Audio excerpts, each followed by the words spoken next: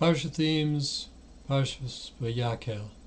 Leilu Nishmas, Malka ben Chaim, Daniel ben Chaim, Moshe ben Reuven, Naphtali Hertz, ben Moshe HaKohen, Chaim ben Yehuda, En Yehudis Shlomo, Shlomo ben Yaakov, Yosef Mer, Kol HaChaim v'Chayalot, Yehudim, Shenehergu al Kiddush Hashem.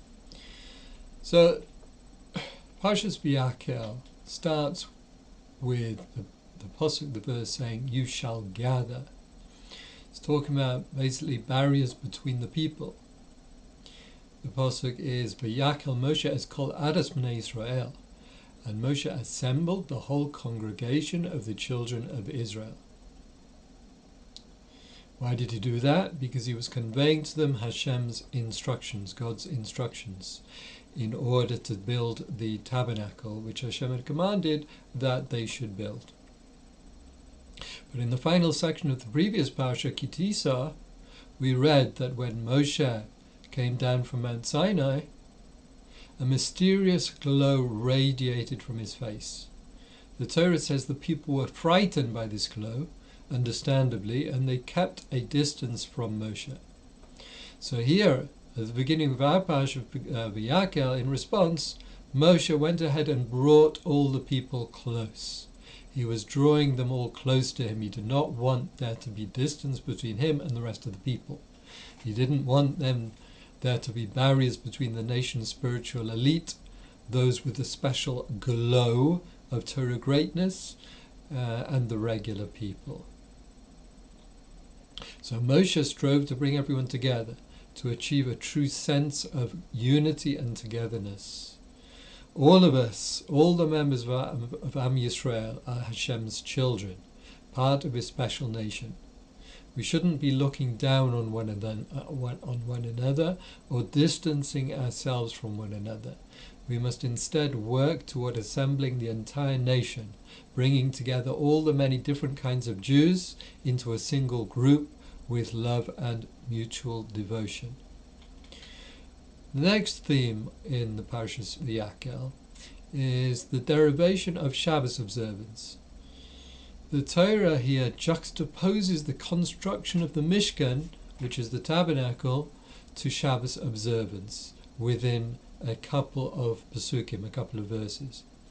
That, according to the Gemara in Shabbos, is to teach us that the 39 categories of Malacha, which we can loosely translate as creative work, that were used to construct the Mishkan are the same ones that are forbidden on Shabbos.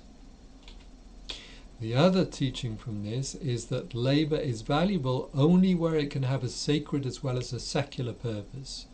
Otherwise, it is inherently trivial. The third theme of the Parsha talks about the drive and ambition in the service of Hashem. So after Moshe announced to the people Hashem's command that they build a Mishkan, V'yavo kol ish asher nasa'o libay, all whose heart lifted him came, the verse states. This refers to those who came forward seeking to perform the work to build the Mishkan and all its furnishings. However, they had spent their lives in the mud pits in Egypt making bricks and had no training whatsoever in craftsmanship. So the Torah, therefore, describes them as people whose heart stirred them. They were driven and motivated to do this work despite not having ever been taught how. Miraculously, they found themselves able to carry out all the work needed. They succeeded in building everything precisely the way Hashem commanded, despite not having had any training or experience whatsoever. We learn from this the key to success in the service of Hashem, more than natural skill, is drive and motivation. When we need to accomplish anything, far more important than talent and know-how is the stirring of our heart, a fierce desire to achieve. What we lack in skill and talent, we compensate for with motivation. When we are fueled by genuine ambition and by passion to accomplish something great and noble in the service of Hashem, we receive His assistance and are able to succeed far beyond the ordinary limits of our capabilities.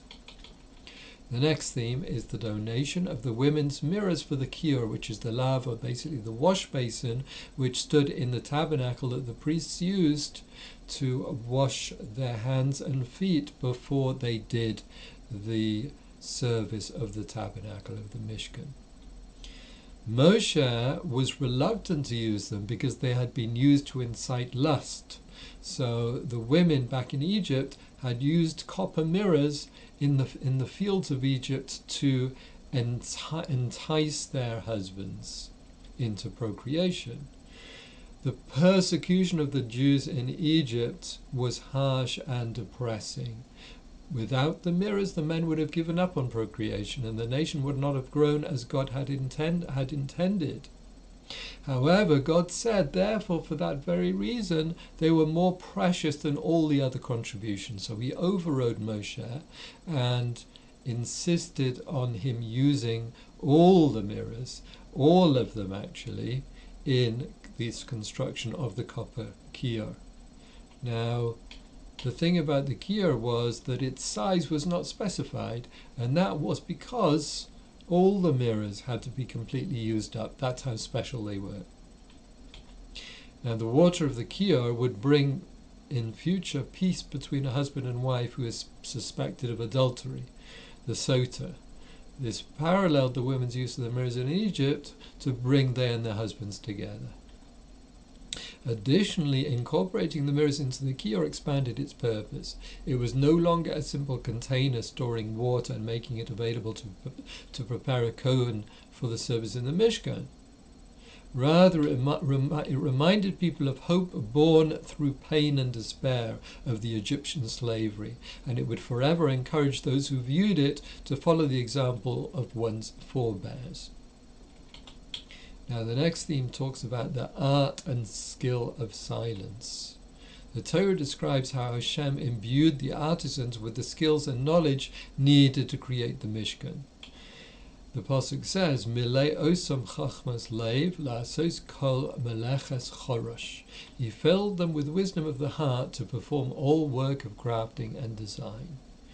But the word chorosh, which usually means craftsmanship, can also be understood as a reference to silence, because the same word, when punctuated differently, and we know in the Torah, obviously there are no vowels there, so we can read the word alternatively as cheresh, which means deaf. So therefore the phrase meleches cheresh now alludes to the fact that silence is a skill which requires work, as well as chachmas leiv, a great deal of wisdom. One of the most critically important but also difficult skills that we need to develop is the skill of silence, knowing when not to speak, when not to say what we feel like saying. So often we are instinctively driven to criticize, to correct, to interject, to offer unsolicited advice, but not always is such intervention appropriate or wise. We must have the wisdom to know when to remain silent, and we must have the self-discipline to remain silent when we know that we should. In the next theme, we're talking about questioning God's ways. So the pasuk, the verse says, "V'kol ish chacham leiv asher nosan Hashem chochma u'tevuna behema," and every wise-hearted man in whom Hashem had placed wisdom and understanding can also place wisdom and understanding. But that can also be read behema, in whom behema, meaning an animal. So, of course, we're different animals, but true wisdom sometimes means we should conduct ourselves like an animal. In what way is that? When we don't understand Hashem's ways, we should behave as an animal, so to speak, in the sense that an animal obeys its owner's commands without dissent or questioning. And so should we, because when we consider ourselves wise, almost as if we are a deputy to the Creator, questions begin to arise. Why did Hashem do this? Why did October the 7th happen, etc., etc.? But when a person knows to act in such times like an animal, not questioning, not trying to understand, but continuing forward with simple and wholehearted faith in Hashem, this is the greatest wisdom of all. Next we talk about the subject of the Mikdash, the tabernacle, related to space, time, and Einstein. Impatience and the fear of not being in control of our own destiny was a factor in many sins from the beginning of creation. In many cases, people lacked trust in Hashem's timing and thus ruined their own relationship with time by trying to force reality on their own terms rather than trusting in Hashem's process. Adam Rishon, the first man, sinned by eating of the tree of knowledge of good and evil just a short time before that same act would have been permitted on Shabbos. The Jews sinned by worshipping the Egel after miscalculating Moshe Rabbeinu's return from Mount Sinai by a single day. The Torah teaches we need gradual incremental growth, not instant spiritual perfection. We need to align ourselves with the divine will and with divinely orchestrated time by overcoming impatience. The Mishkan was all about fixing the people's broken relationship with time. It is a place where time itself is sanctified. By introducing a structured rhythm of time for the daily Talmud sacrifice in others, the Mishkan enabled us to sanctify time rather than try to control it. It enabled us to control the urge for immediate gratification by forcing us to accept the pattern of divinely configured time. This connects the Mishkan perfectly to Shabbos, since Shabbos is the original and ultimate sanctification of time. But the Mishkan is a physical structure, so how can it sanctify time? But according to Einstein's revelations, we have no problem understanding this, as space and time are inextricably linked in a single continuum. Time is relative, not fixed. Space, time, and Torah are inseparable. The Mishkan is a holy space, and Shabbos is holy time, but they are two sides of the same reality. Holiness warps time and space, just like mass bends space-time. The Aron, which is the Ark, according to the Gemara, actually took up no physical space at all. It was a complete miracle. Shabbos precedes the Mishkan because on Shabbos we step into divine time rather than human time. The Mishkan teaches us to sanctify time by living within this divine time. So through the box of the Aaron, God showed us there are no physical limitations. The hands which built the Aaron, which are obviously human hands, can also forge miracles whereby objects take up no physical space. Our spiritual potential is therefore infinite. Now going on to talk about the Para Aduma, which is the red heifer, and about death and impurity. So what about death? This Shabbos was the Shabbos of the red heifer. It is the divine antidote to the impurity caused by death. The impure person is purified, but at the same time, the red heifer handler is made impure, which is perplexing. It's a paradox. But in modern physics, Niels Bohr taught us the principle of complementarity. Light is made of both particles and waves, and also that reality depends on the observer. In a similar way, the red heifer both purifies and makes impure, dependent on the recipient.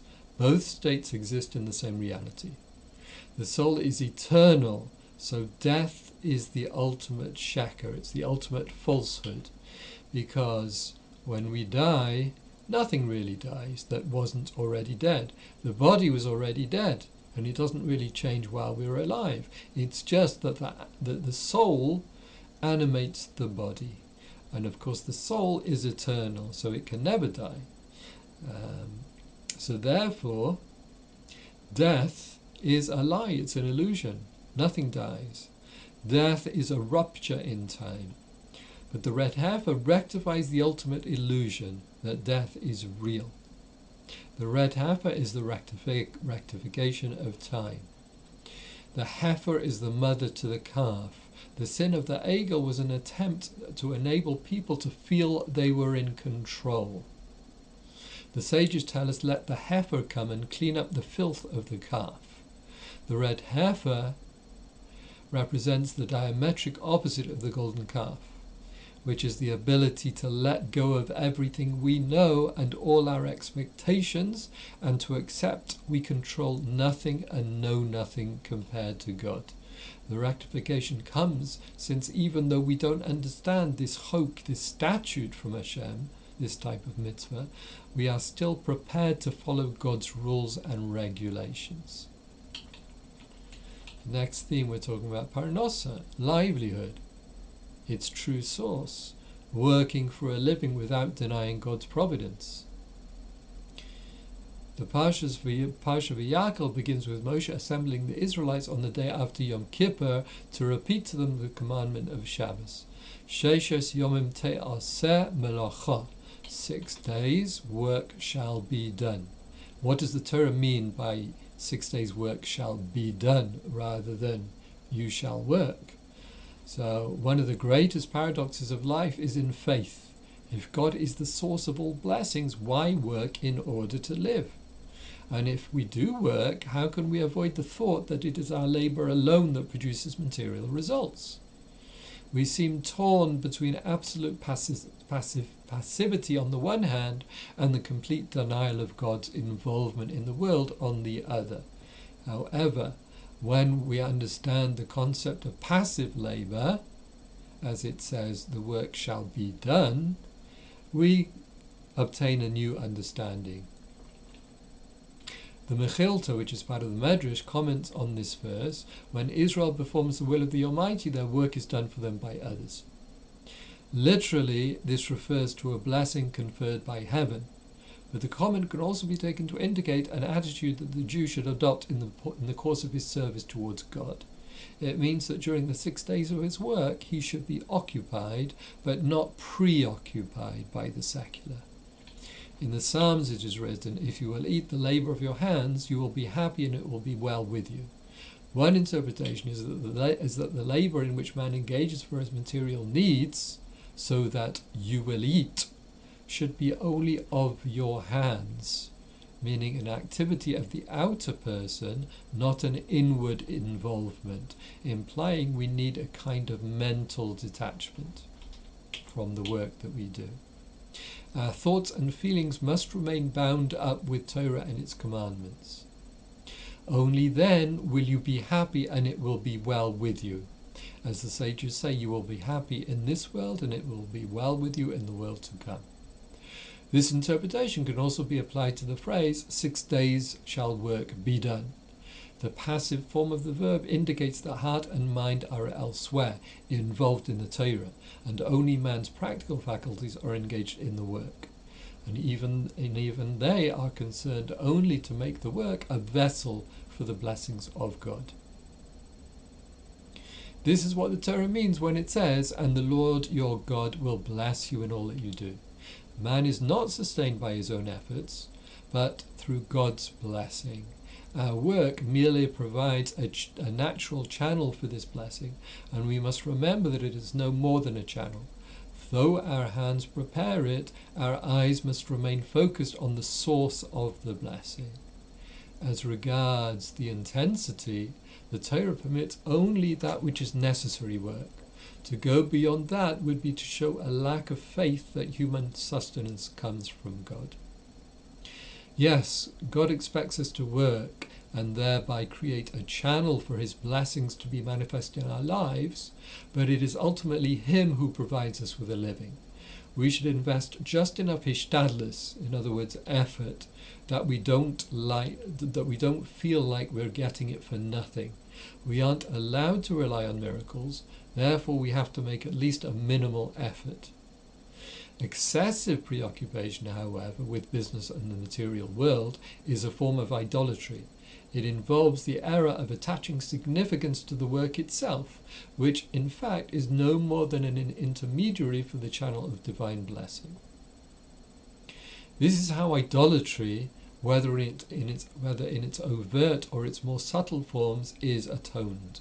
6 days of passive work in the sense of mental detachment from that work and the realization that human work is only an instrument of God are the corrective for and the denial of the instincts of idolatry. And next we're talking about anger, serving oneself, and idolatry. The Pasuk says at the beginning of the Parsha, Lo sava'aru eish b'kol moshveiseichem b'yom haShabbos. You shall not light a fire in any of your dwellings on Shabbos. At the start of the Parsha, therefore, the Torah singles out the prohibition of lighting a fire on Shabbos from amongst all of the 39 melachos, the categories of work. Not kindling a flame is so essential to Shabbos observance that Shabbos begins with the lighting of candles and concludes with Havdalah, being accompanied by a bracha, a blessing, recited over the creation of fire. In addition to the prohibition of literally creating a fire, the sages speak of a different kind of flame that may also not be lit on Shabbos, which is the fire of anger. Although not acceptable even during the week, there is a dimension of anger that is diametrically opposed, especially to Shabbos. So how does anger contradict Shabbos? The sages teach that public Shabbos desecration is tantamount to idolatry. How is that? Rashi explains that just as idolatry negates the truth of Hashem's existence, so too Chilul, Shabbos, which is the desecration of Shabbos, negates Hashem as the creator of the world. The sages also equate one who gets angry with one who serves idols, because in a state of anger a person effectively makes himself into an idol. He demands respect and honor, thereby falsely attributing importance to himself, and by so doing inherently denies his subservience to God, and that everything he has, including his abilities and talents, emanates from him. Anger in general is comparable to idolatry for another reason, not just on Shabbos. Why is that? Because if we get angry with another person when we feel slighted due to their speech or action, we are demonstrating our belief that his actions came about independently instead of being a message from the Almighty himself. This is completely antithetical to the philosophy of Judaism, which states that everything comes about by the will of God alone. Instead, what we are doing is we are effectively declaring that Hashem, the creator of the universe, isn't in control of everything that takes place, which we know is demonstrably false. Essentially then, by directing our anger at another human being, we are totally denying God's providence. This for sure is avodah zarah, idolatry. At this point, people may ask that if everything is controlled by God, how do we have free will? The expression of which is another essential tenet of Jewish philosophy. Although a complex subject in itself, we may answer simply that God is infinite and unfathomable. The apparent contradiction exists only because of our finite minds and limited understanding, but not in Hashem's realm. His ways are mysterious and unknowable. Wishing you a good week and a good Shabbos to go. Thank you for watching.